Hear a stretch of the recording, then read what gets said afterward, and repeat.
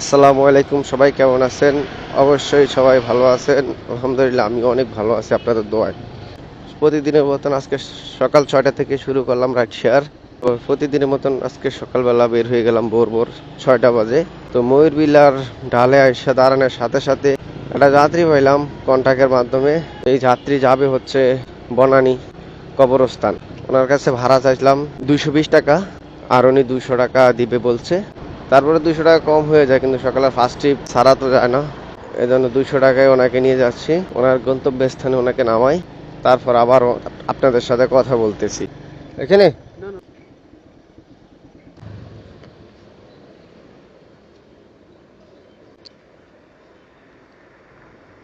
আলহামদুলিল্লাহ সকালবেলা প্রথম 200 টাকা ইনকাম হলো এক ট্রিপে। পড়াই দিব। দীর্ঘ 30 মিনিট অপেক্ষা করার পর একটা যাত্রী পেলাম বনানী ডিইউএসএস থেকে। এই যাত্রীর দূরত্ব হচ্ছে 6.5 কিলোমিটার, আর ভাড়াটা দেখানো হচ্ছে 120 টাকা। এই যাত্রী যাবে হচ্ছে আপনার বসুন্ধরা রেসিডেন্সিয়াল এরিয়া। যাই হোক, আগে এই যাত্রীকে নিয়ে নামানোর পর আপনাদের সাথে আবার কথা বলেছি অন্য কোনো নতুন ট্রিপ নিয়ে। 99 টাকা স্যার। ঠিক আছে, জি ধন্যবাদ। আলহামদুলিল্লাহ আমি দ্বিতীয়। ওহো, আপনি? জি, পাঠাও থেকে গুলশানে। এইটা দিয়ে না? হ্যাঁ, সামনে দিয়ে ঠিক আছে, রাখবো। ম্যাডাম 76 টাকা ডিজিটাল পেমেন্ট দিবেন, দেন সমস্যা নেই। তৃতীয় নাম্বার যাত্রীকে আমি মানে নামিয়ে দিলাম। তো ওনার ভাড়া দেখাইছিল আপনার 93 টাকা। ওনাকে 16 টাকা মানে 17 টাকা ডিসকাউন্ট করে ওনার ভাড়াটা আছে মাত্র 76 টাকা। এখন অবধি আমার ইনকাম হয়ে দাঁড়াইছে 3 ট্রিপের মাধ্যমে 376 টাকা।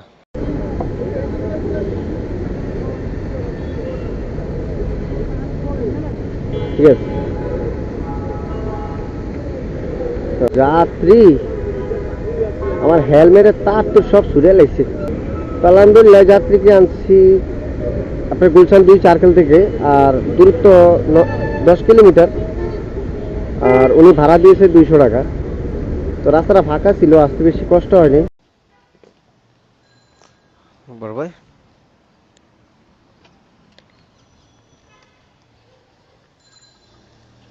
উত্তরায় 74 নম্বর ট্রিপ নিয়ে আসার 5-7 মিনিট অপেক্ষা করার পরে তো এই যাত্রী যাবে হচ্ছে মিরপুর ক্যান্টনমেন্ট। দূরত্ব 9 কিলোমিটার, ভাড়া দেখাইছে 180 টাকা। আর নিয়ে যাই। আচ্ছা যাই হোক, আগের যাত্রী নামানো পর্যন্ত আমার ইনকাম ছিল 576 টাকা। ওনাকে ওনার গন্তব্যস্থানে পৌঁছানোর পর আপনাদের সাথে আবার কথা বলতেছি অন্য কোনো ট্রিপ নিয়ে। ততক্ষণে একটু ভালো থাকেন এবং ভিডিওটা কন্টিনিউ করতে থাকেন। যদি ভালো লাগে অবশ্যই লাইক কমেন্ট শেয়ার করে দিন, বিশেষ করে এই পেজটাকে ফলো করে দিন।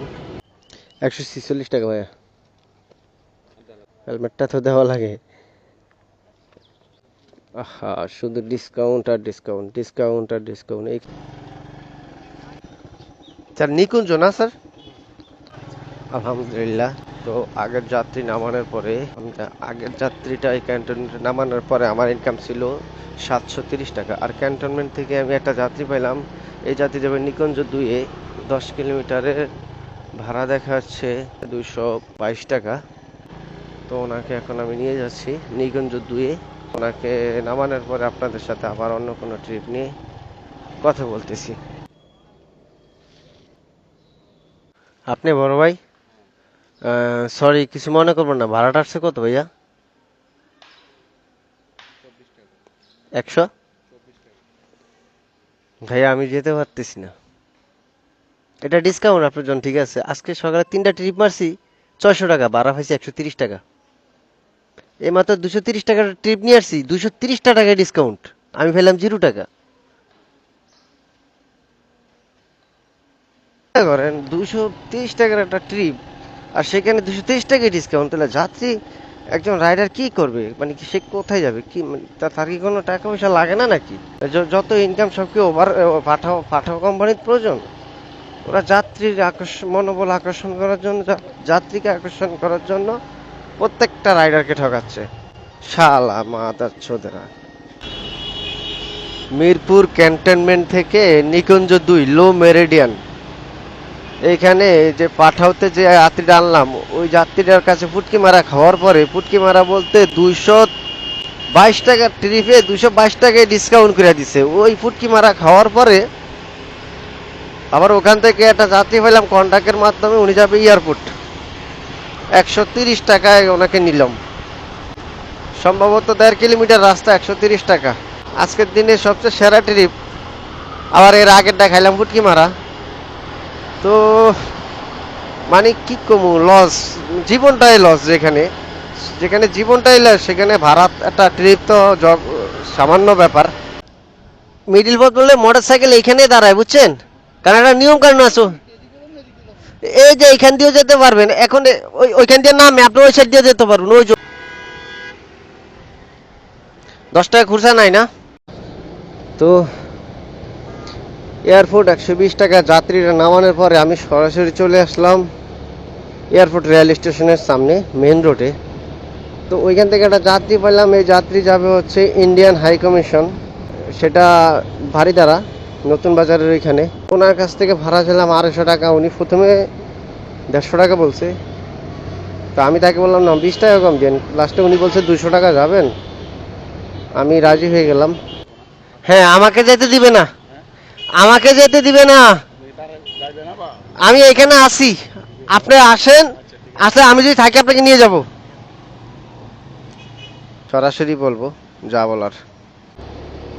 তো যে যাত্রীটাকে আমি এয়ারপোর্ট থেকে নিয়ে ইন্ডিয়ান হাই কমিশনে নামাইছিলাম, ওই যাত্রী ঠিক 3 মিনিটের মাথায় এসে বলতেছে ভাই আমার কাজ শেষ।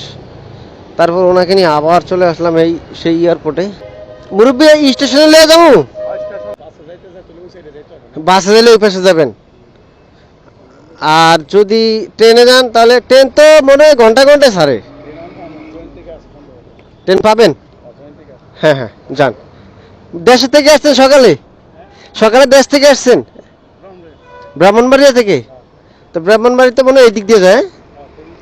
থেকে 20 মিনিট অপেক্ষা করার পর একটা যাত্রী পাইলাম পাঠাওয়ার মাধ্যমে। এই যাত্রী যাবে হচ্ছে মিরপুর 6 নাম্বার দেয়া রূপনগর আবাসিক। তো দূরত্ব 12 কিলোমিটার, ভাড়া দেবে সে 200 টাকার উপরে। এখন এই ট্রিপটা নিয়ে যাচ্ছি, জানি না আবার এই ট্রিপে ফুটকি মারা দেয় কিনা, কারণ ভাড়া তো আজকে ফুটকি মারা দিতেছে আমারে। তাই এই যাত্রীটাকে নিয়ে যাই, আগে নামাই ওই যাত্রীকে নিয়ে, তারপরে দেখি কত টাকা আসে, তারপর আপনাদের সাথে কথা বলতেছি। 87 টাকা, 187 খুচরা দিয়েন ভাইয়া। বুঝছেন স্যার? কোন দিলে সুবিধা হয়? আমার রূপনগর এয়ারপোর্ট থেকে একটা যাত্রী আনছিলাম, ওই যাত্রীর নাম হচ্ছে রূপনগর আবাসিক। তো ওনাকে নামানোর পরে একটা পাঠাতে কল পাইলাম, এটা মিরপুর 2-এ রূপনগর আবাসিকের পাশে। এই যাত্রী যাবে হচ্ছে বনানীতে, বনানী সি ব্লকে যাবে। আর দূরত্ব দেখাইতেছে 8.5 কিলোমিটার, আর ভাড়া দেওয়া 187 টাকা।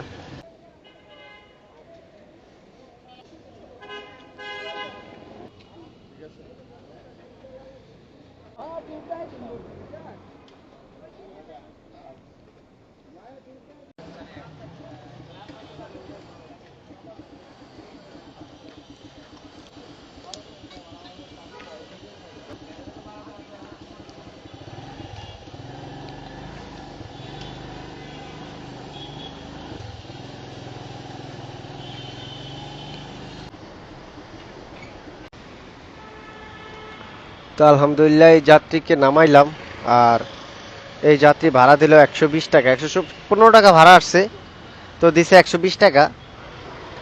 আলহামদুলিল্লাহ এই ট্রিপটা ভালো ছিল, অল্প কতক্ষণ সময় লাগছে। তো ওনাকে পুলিশ প্লাজার এখানে আগেই নামাই দিছি, দেখি আর কোথাও ট্রিপ পাই কিনা। না ভাঙতি হবে না, বুঝতে পারছি, আমার কাছে সব 100 টাকার নোট।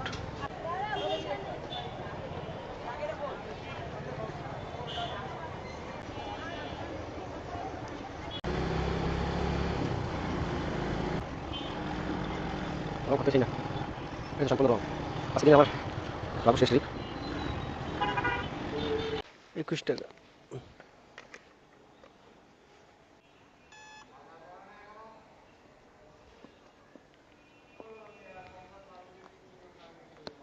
লাগবে না, সমস্যা নেই। তেজগাঁও সাউথ ইস্ট ইউনিভার্সিটি থেকে শ্যামলীতে মাত্র 120 টাকা, যেহেতু বাসায় চলে আসবো। আর আজকের দিনের সর্বশেষ ট্রিপ এবং বাসায় চলে যাচ্ছি। তো আজকে ভালো একটা ট্রিপ মারছি, ভালো টাকা ইনকাম করছি, কিন্তু টাকাটা পকেটে রাখতে পারিনি। কারণ আজকে আমি 1700 টাকা ইনকাম করেছি। আর 1700 টাকা ইনকাম করে আমার পকেটে আছে মাত্র 1000 টাকা। আমি তেল লইলাম 300 টাকা, আর 400 টাকা আমার কাছ থেকে 200 টাকা কমিশন নিয়ে গেছে। আর 200 টাকা আমাকে এমনি পাঠাও ঠকাইছে।